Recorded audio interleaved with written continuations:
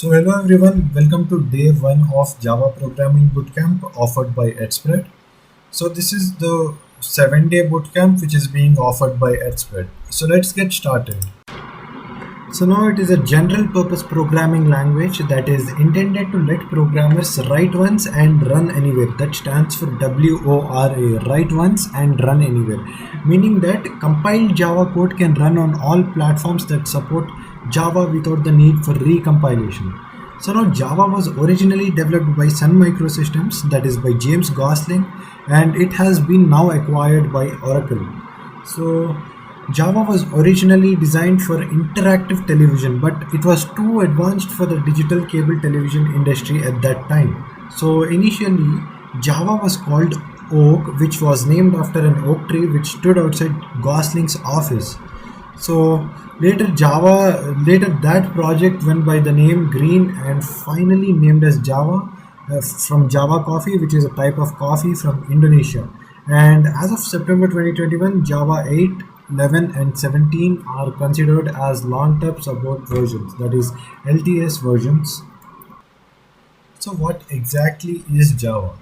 Now, Java is used to develop desktop GUI, that is graphical user interfaces, games, Android applications, web applications. Java is also used to establish database connections, and the list goes on and on. So now Java is an object-oriented programming language, so we have a benefit to reuse the code. So now let's get started by installing Java on our laptop. So let's go to Google and type download JDK. Click on the first link. So this is the latest version of Java, that is Java 17, which was released like in September 2021. So JDK stands for Java Development Kit. So you may then select your operating system and you can download the installer. My laptop is Windows, so I'm selecting and I'm downloading this. Now let's wait for the program to get downloaded.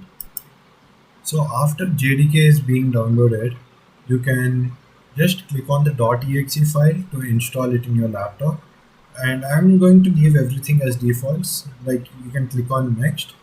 And this, if you want to change the directory of the installation folder, you can change. Otherwise, if you want it to be the default one, you can click on next. I'm leaving everything to the defaults, and it takes some time to get installed, and after it gets installed you may click on close.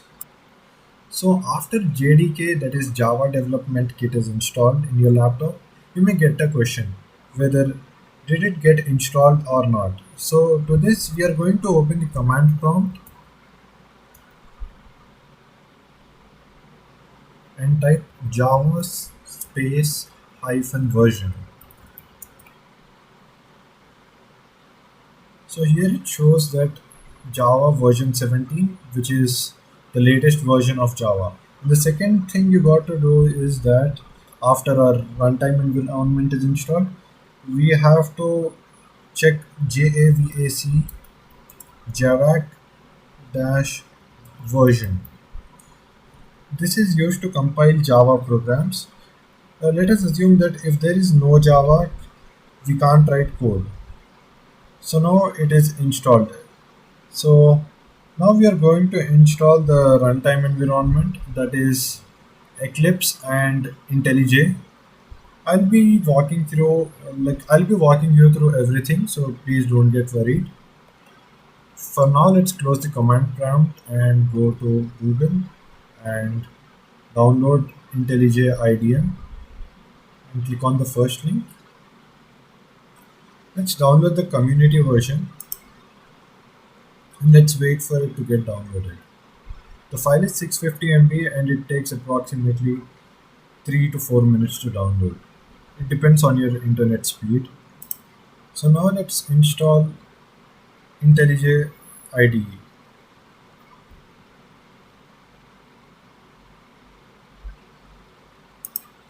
So this is the setup. So let's click on next, and the space required for this is 1.7 GB, And if you want to change the directory, you can change. I'm going to leave it to default and click on next. So here we can create, if you want, you can create a desktop shortcut. I'm not creating it. And you can update this context menu, and you can update this. And let's click on next. Let's install this.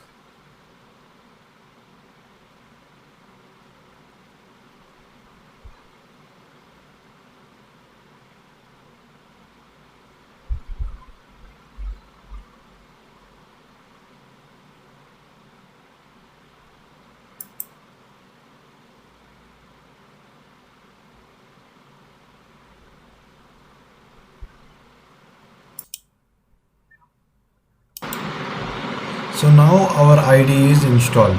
So you are getting an option to reboot now, or you want to manually reboot later. So for now I'm going to click on manually reboot later, and I'm going to finish this. So let's launch IntelliJ and write our first program in this. So click on new project. So here there are different types of programming languages, and we are going to write our program, code on Java. So I clicked on Java, and this is Project SDK. This is the JDK version which we installed before. So you may click here, and suppose if you didn't install, you can directly install. Click here,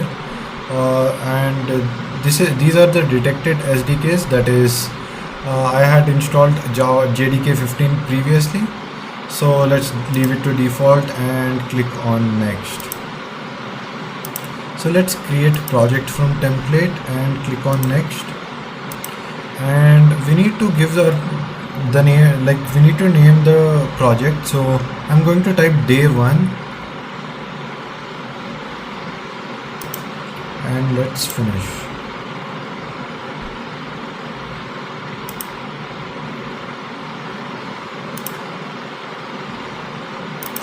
So after you create a project, you may close this. If you want, you can just refer the tips of the day, and you may close this. And this is the class main, and this is public static void main. This is without the main method, the Java code won't be running. So let's type our first program here. To print something in Java, we need to have the following syntax. So system with capital S out dot println hello world.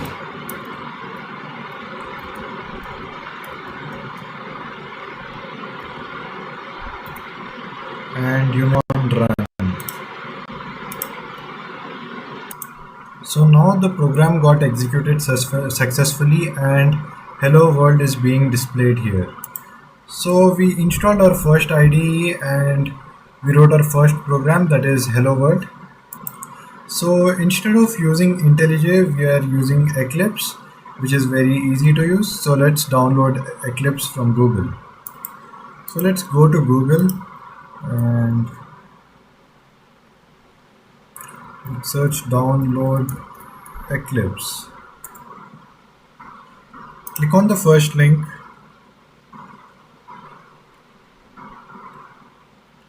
Click on download. Click again, and let's wait for the let's wait for the download to get completed. So after Eclipse is downloaded, click on the Eclipse installer. I already have Eclipse installed in my laptop, so I'm gonna walk you through the installing process. So when you click on the Eclipse installer, click on the first thing, Eclipse IDE for Java developers. Now I'm going to leave everything to default. If you want, you can change the installation folder. You may create a start menu entry if you want, and a desktop shortcut if you want, and click on install.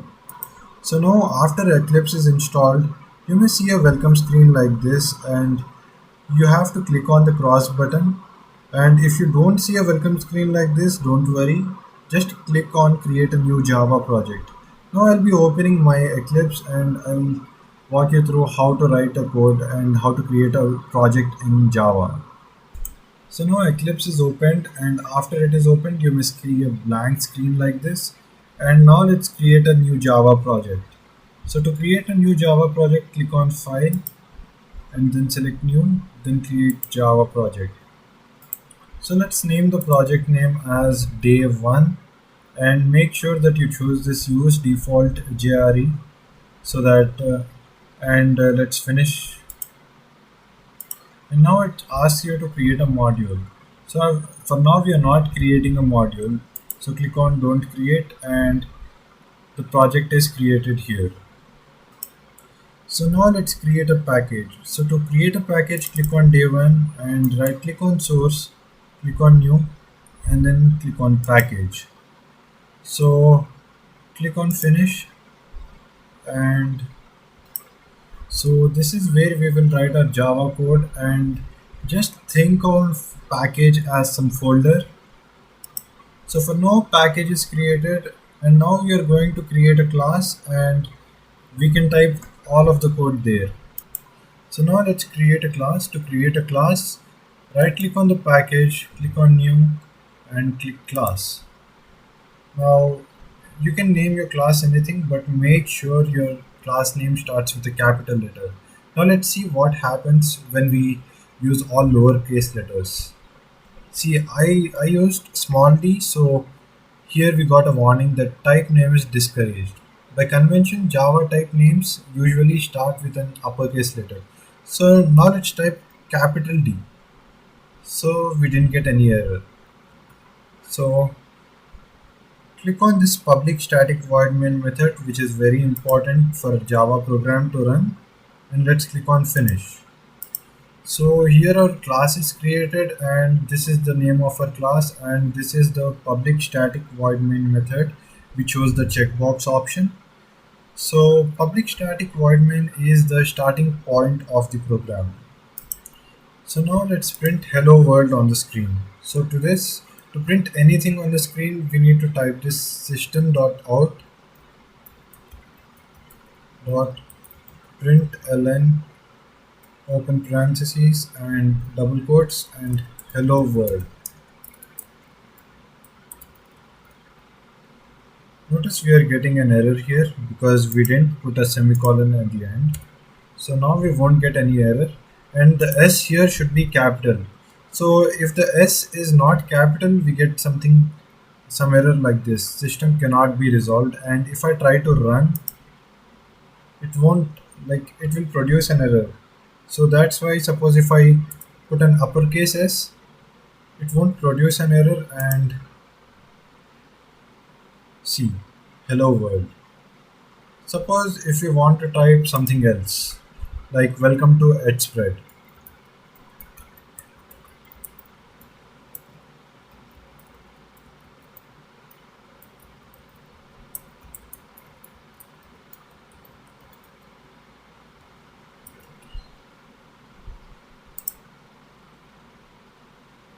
So we printed welcome to EdSpread got printed on a new line.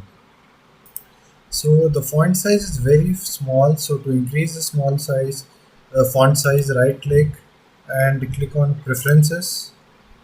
Click on text editors.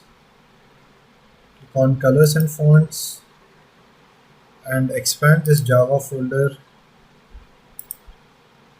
and click on Java editor text font.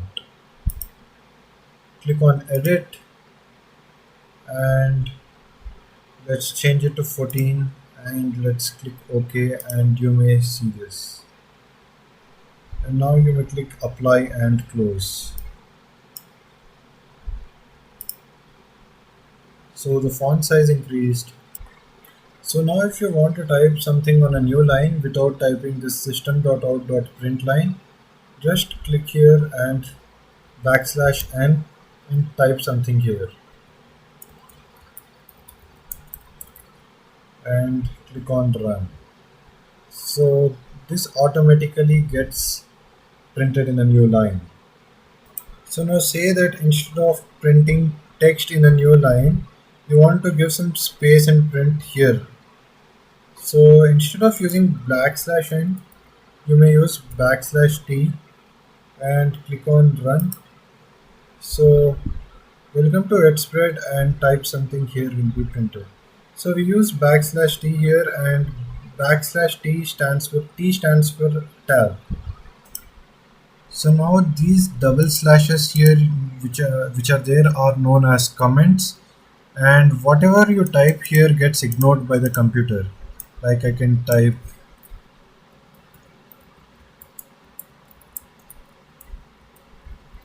welcome to Edspread, and if I click on run, welcome to Edspread won't be printed. Like suppose if I put a comment here and if I try to run, welcome to Edspread won't be printed again. Just hello world will be printed. So you can type anything inside the comments, and like comments are like notes for other programmers or for us to read and understand. So there are two types of comments. One is single line comment, which is denoted by double slashes, and the other one is multi-line comment, which is denoted like this.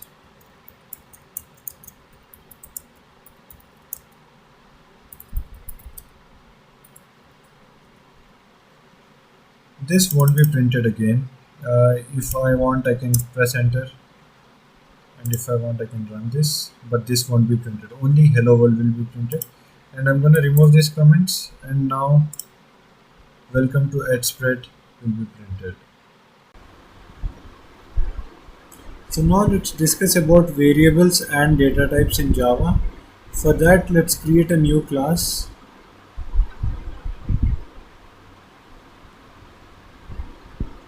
Make sure the name of the class starts with a capital letter.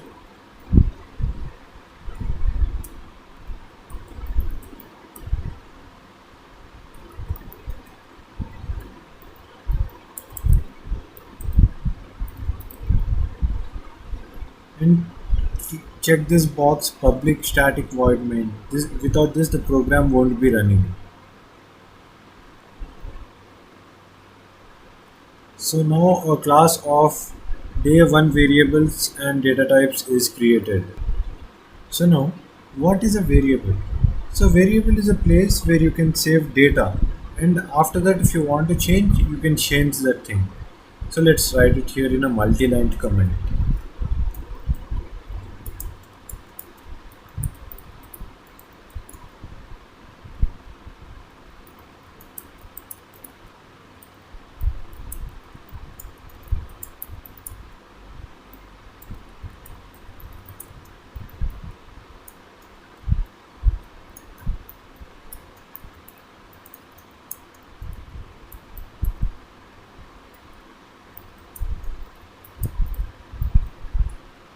So now let's learn how to declare variables in Java. So now if you want to create suppose if you want to create a variable x is equals to 99, and we want to print this.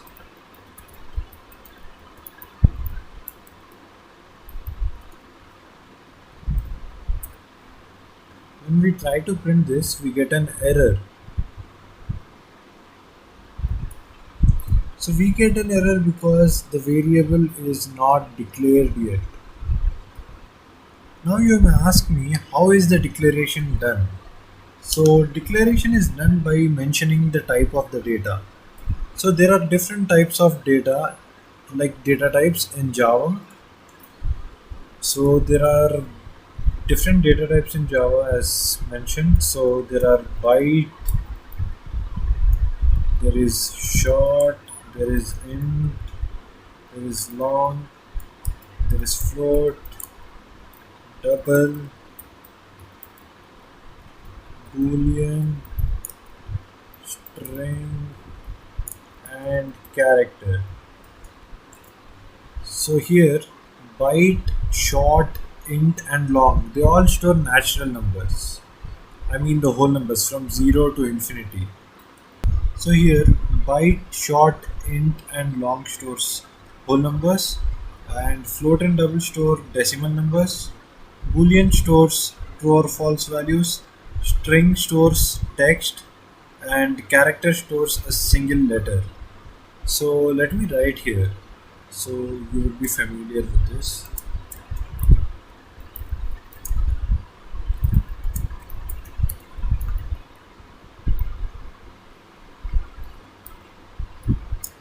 This is also same.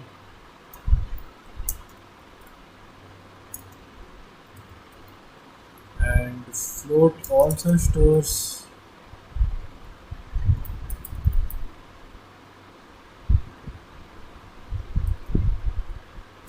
double also stores decimal numbers. Boolean only stores true or false value.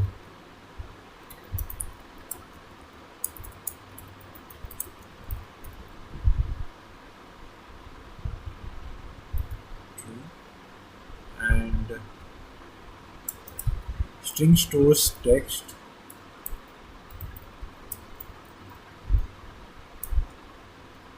in double quotes. Character stores a single word, single letter, enclosed in single quotes. So now let's try to declare them and let's see how are they different from each other. So here are some of the best practices to declare variables.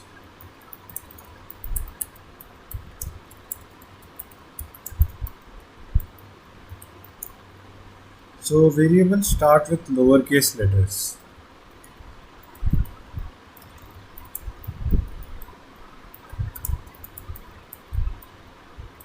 And the first letter is always a letter and mostly lowercase letter only.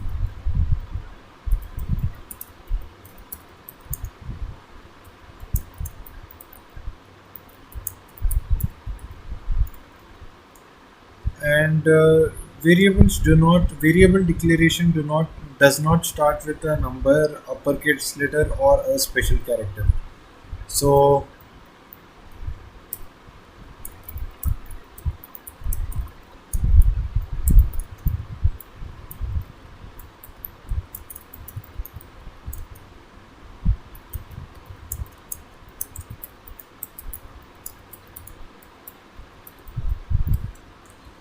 now if I want to declare a variable say x1, so the correct way of doing that is specifying the data type, that is int x1 is equals to 99.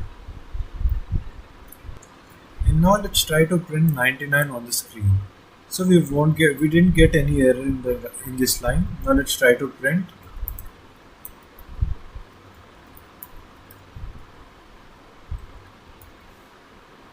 So we didn't get any errors, and let's try to print this.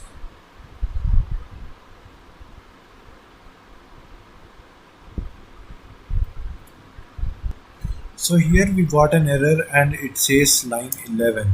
So let's jump ahead to line 11. Okay, so here we didn't declare. So let's try to declare here and we didn't get an error. So now let us try to execute the program, and when we execute the program, first 99 will be printed. We are printing x, and again, and then x1, the value of x1 will be printed, which is again 99. So two 99s will be printed. So let's execute the program. So here we are able to see the value of x and the value of x1. So let's say if I only want to declare the variable x1, but I don't want to print the value. So I can put this in comments, and if I again execute the program, only this time 199 will be printed. This is the value of x. So now let's discuss in detail about these all data types, that is byte, short, int, long, float, double, boolean, string and character. So byte is basically a data type with the keyword byte that is used to store whole numbers in the range from -128 to +127. So now let's declare a variable a with data type byte and assign a value. So let's say 53, and let's print it on the console.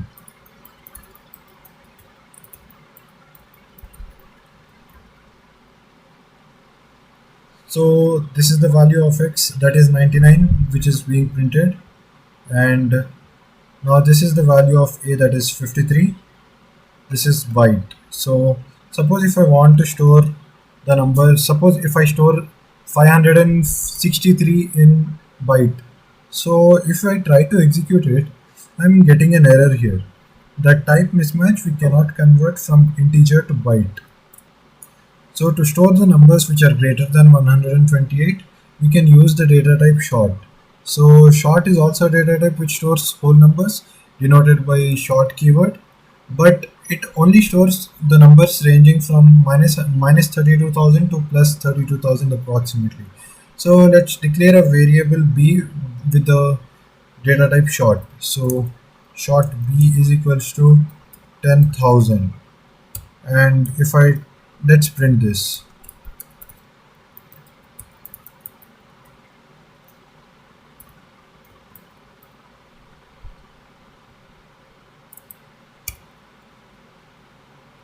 So 10,000 is being printed. Suppose if I add one more zero and make it 1 lakh, this won't be printed.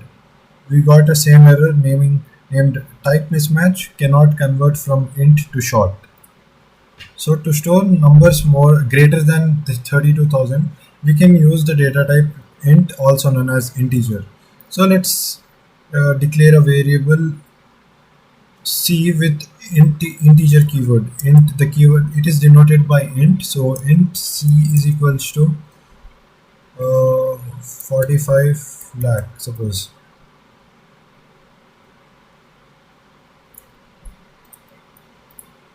Let's print it on the screen.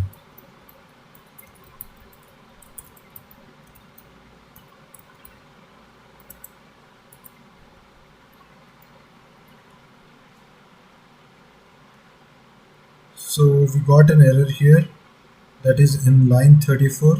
That is because in short the value should be less than or equal to 32,000. So now we won't get an error.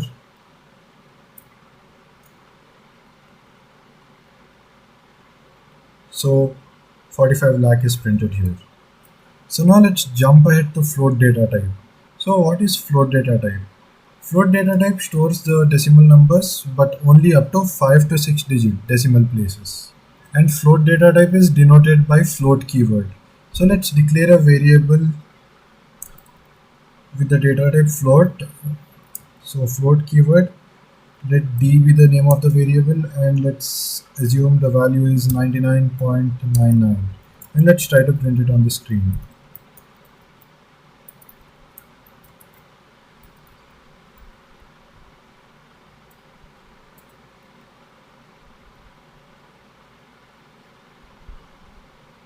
So we have to put here f so that this has to get executed. So what happened now was we got an error saying cannot convert from double to float. So in order for the program to get executed and to print the decimal number given, we need to add a lowercase f at the end of the floating point number. So if I remove this again, we will get an error when we try to execute it, saying type mismatch, cannot convert from double to float. And the size of float and integer data type is 4 bytes. So now if we want to store the decimal numbers more than 5 to 6 digits, double is the right data type for this. So now before we go to the double data type, let's try to add more numbers here and let's try to execute the program. And make sure to put a lowercase f here, and let's execute the program. And now only there are these many numbers, and I can see only five up to 5 decimal places being printed here. So float only stores decimal numbers that are less than 5 to 6 digits. Like float is the right data type if you want to store the decimal numbers up to 5 to 6 digits. Now what makes double special is that double stores approximately 15 digits, that is 15 decimal places. So now double is created, like let's create a data type double, and let's assign it to a variable e, and the value is 99 point. Let's print the same value.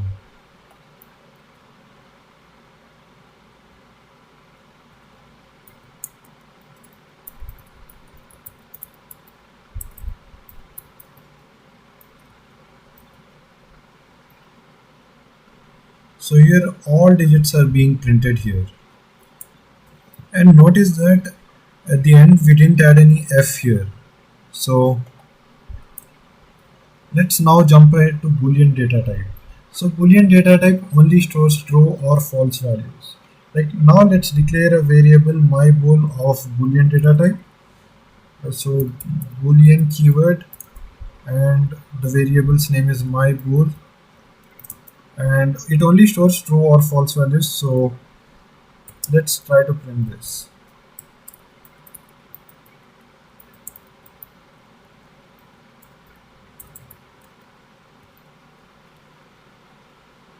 So here true is being printed. So now we can change this to false, and let's print it. So here false is being printed now. Now we are going to discuss about string data type, which is used to store text in double quotes. So to declare a variable of string data type, we have to type string with a string word with a capital S, and the variable name, let it be my string, and let's assign it in double quotes. This is my string, and let's print this.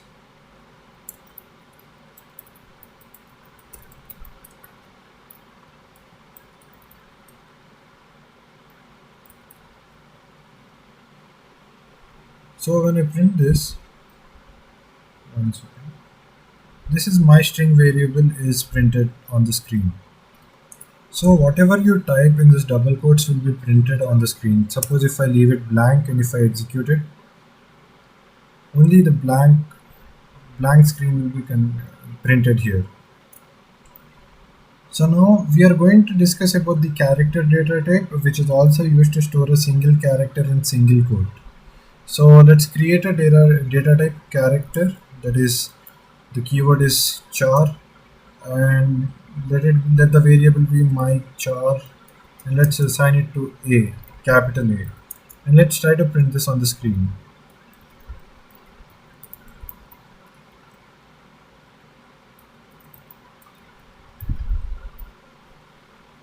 So here A is being printed, and this is the blank space of my string. So suppose you want to assign some sentence to my string again. So let's assign here my string is equals to this is a sentence, and let's print this.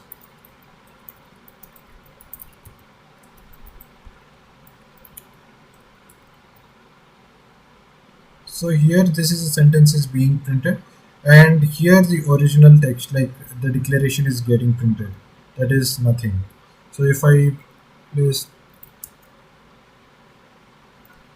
so if I just put this and if I print it, here this is being printed. So that's it about variables, and now let's get started by taking the input from the user. And before we get started by taking input from the user, let me show you some simple shortcuts. Like sometimes it gets difficult to type the whole system.out.println. So let me show you a shortcut for this. Just type sysout and press Control space, and you need not type this. This is a shortcut. And let's execute this. This is a shortcut is being printed. And to add a comment, press Control and / button. So the comment will be added like this instead of typing double slash here. Now let's get started by taking input from the user. First, let's create a new class, and let's name it as day1 underscore input. and make sure that the first letter of the class starts with an uppercase letter, and let's include this public static void main method, and let's click on finish. And to take input from the user in Java, we need to import the scanner class from the util package. So let's write import java.util.scanner, and make sure that the S in scanner starts with an uppercase letter. So now after we import the scanner class from the util package, we need to create an object. You may ask me why we need to create an object. Because we need to create an object to use the methods which are available in that scanner class. So now scanner input is equals to new scanner system.in. So here the scanner is a class, and we are making an object with the help of new keyword here, and we are passing the system.in, that is input in the scanner. Now let's learn how to take input from a string. So now let's declare a variable that is name of string data type, and assign it to input dot next line.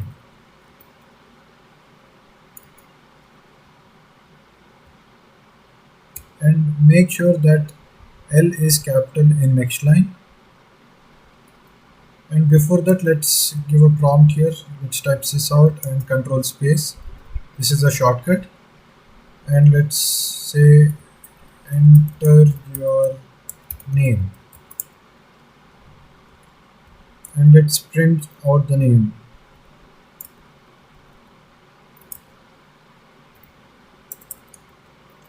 By giving a prompt.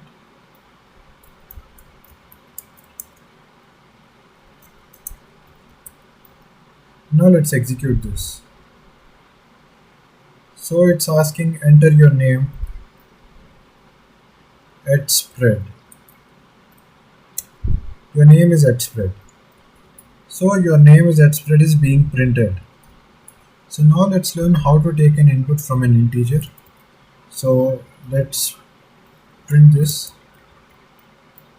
Enter your age.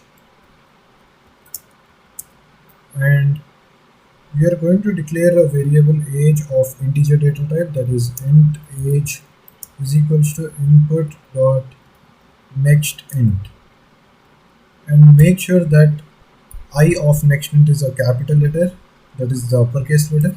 And now let's print out the input.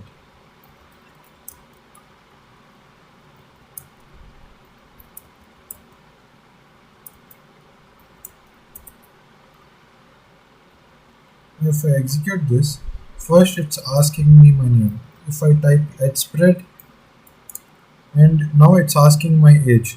So if I type 22, where age is 22 is being printed here. So now let's learn how to take input from a floating point number or a decimal number. Now let's print enter your percentage.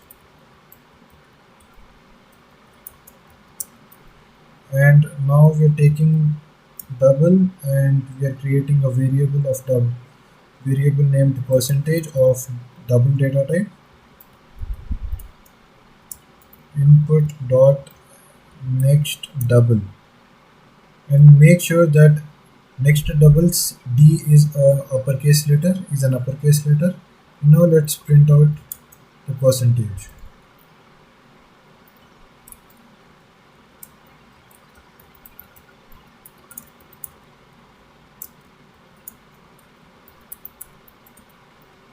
And now let's try to execute the program.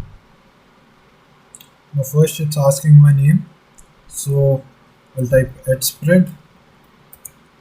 So your name is at spread is being printed. Now your age, what is your age? Let's type 45. Your age is 45, and your percentage, 99.91. So your percentage is 99.91. So now if you notice in the whole program that the code is being executed line by line, because that is sequentially, because first we are asking the name here, and then we are taking the input and we are printing the name. So first we ask the name, that is spread, then we are printing our name, that is your name is spread. You may notice here also that first we are asking the age, that is we are printing the age, and then we are taking the input, and then again we are printing the age, that is first we are asking enter your age, then we are giving the input as 45, and then we are printing our age is being printed. So now if you see the console here, it kind of looks like cluttered, because first we are asking name, then we are taking the input and we are printing the name, and again we are asking the age, we are taking the input and we are printing the age, and same with the percentage. So let's try to organize this. So first let's cut this and let's print it somewhere here, and same with this,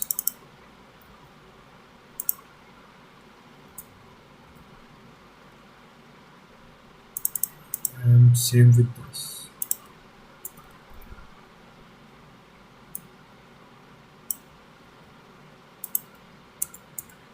And now let's try to execute this. First it's asking my name and I'm typing spread. Now it's asking my age, let's type 54. And now let's type my percentage, that is 91.8. So now your name is spread, your age is 54, and your percentage is 91.83. Now it looks kind of organized. So now let's open the PPT and discuss some important things. So now when we are programming in Java, we often hear some of the terms like JDK, JRE and JVM. So basically JDK, that is Java Development Kit, is a software development kit, and JRE, that is Java Runtime Environment, is a software bundle that allows Java program to run, and JVM, that is Java Virtual Machine, is an environment for executing the bytecode. So here it's clearly written that JDK is a package which includes development tools, and JRE, that is Java Runtime Environment, executes Java program. Like it contains of JVM and some class libraries and other supporting files.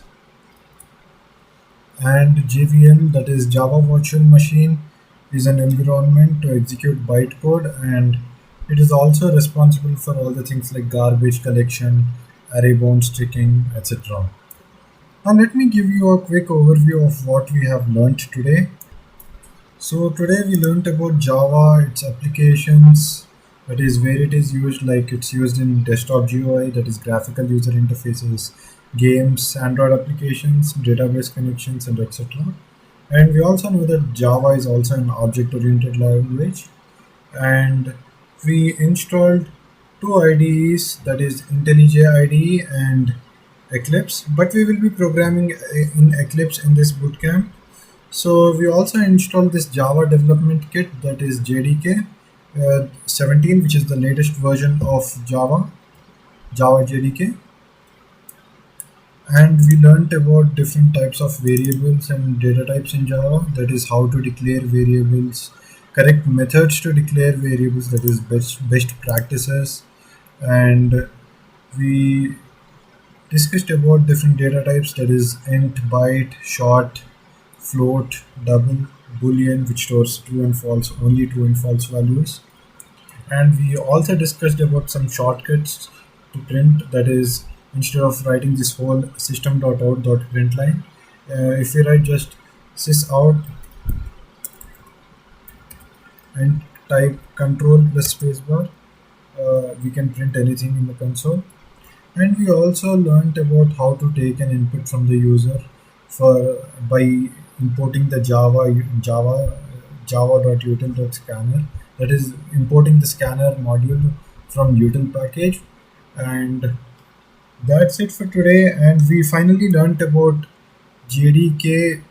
This is JDK, JRE, and JVM.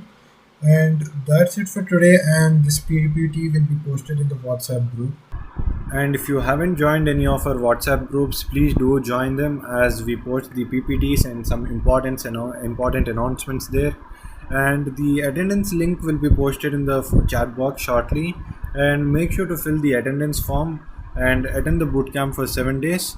And if you only attend the bootcamp, and if you attend the bootcamp only for 7 days only, you will get the certificate. So please like, share, subscribe, and thank you for watching.